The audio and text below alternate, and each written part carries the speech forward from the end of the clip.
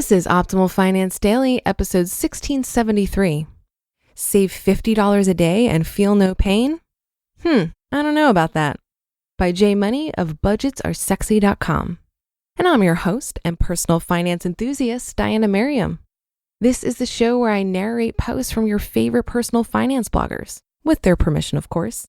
It's as if these authors all wrote these amazing songs and I get to perform the covers.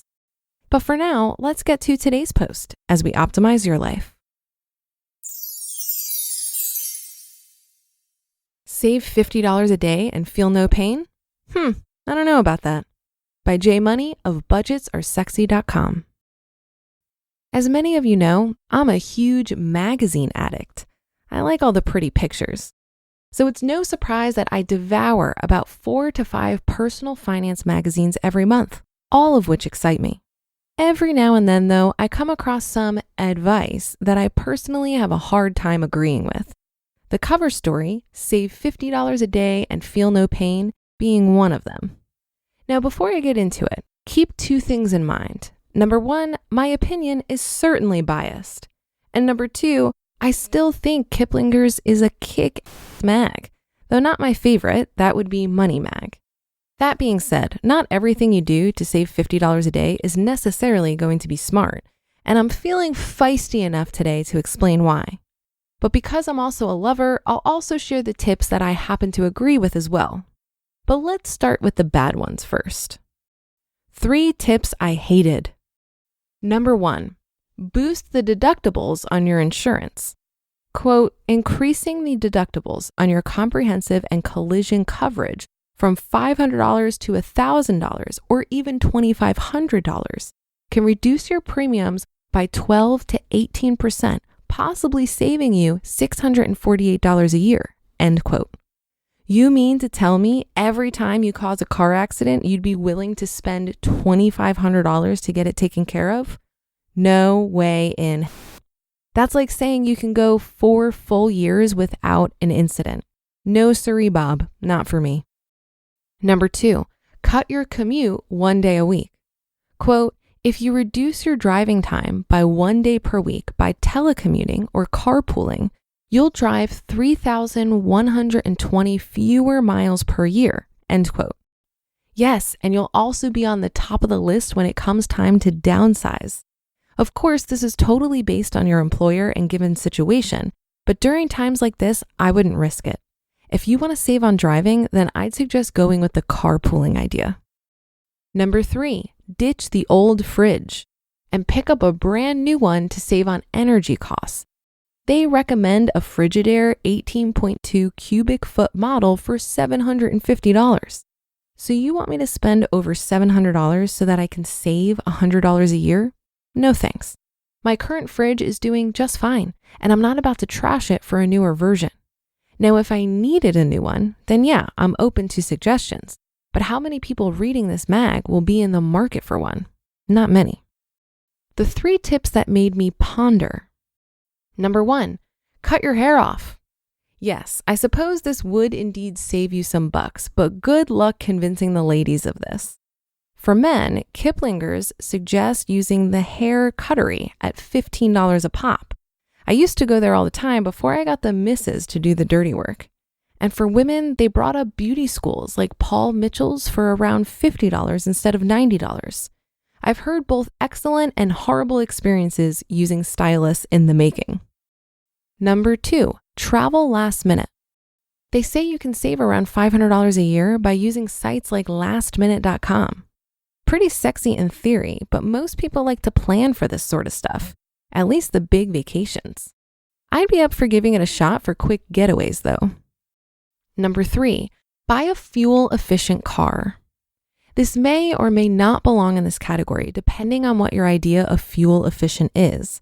If we're talking about hybrids, there's a good chance you won't make up the difference in what you spend versus what you pay at the pump. But going with great efficient cars in general is totally a good call on your part. The 5 things that made me cry with joy.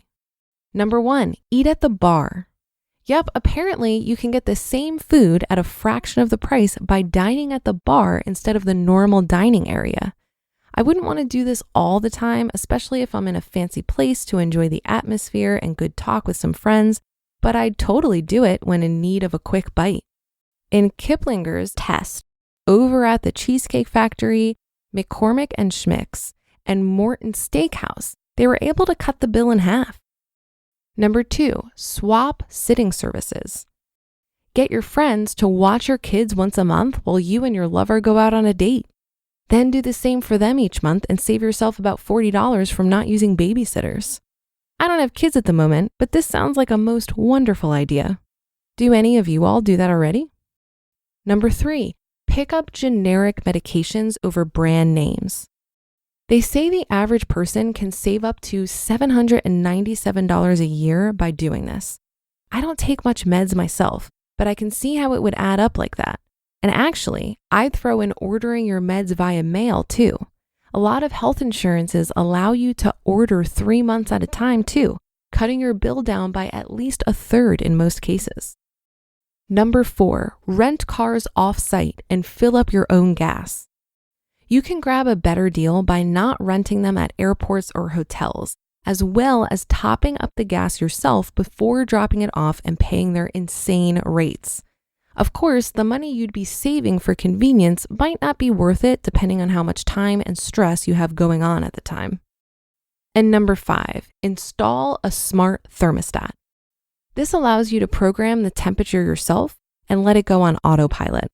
A lot of newer homes already come with this, but if not, I totally recommend picking one up as it can save up to $180 a year.